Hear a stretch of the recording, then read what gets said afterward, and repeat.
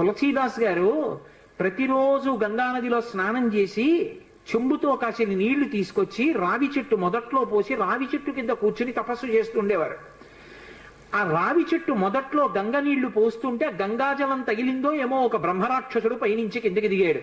బ్రహ్మరాక్షసుడు అంటే ఎవరు అనుకుంటారేమో, వేదం చదువుకుని కూడా దొంగతనాలు లాంటివి చేసి బ్రతికిన వాళ్ళు బ్రహ్మరాక్షసులు అవుతారు.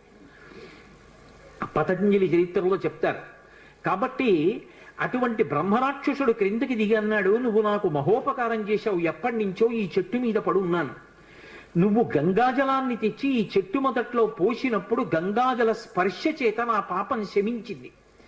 నేను సాధారణ రూపాన్ని పొందాను. నీకు నేను ప్రత్యుపకారం చెయ్యాలనుకుంటున్నాను. నీవు రామదర్శనం కోసం పరితపిస్తున్నావు. నీకు రామదర్శనం కావాలి అంటే చేయించగలిగిన వారు హనుమ ఒక్కరే. హనుమ రోజు వస్తుంటారు. ఎక్కడికొస్తారు?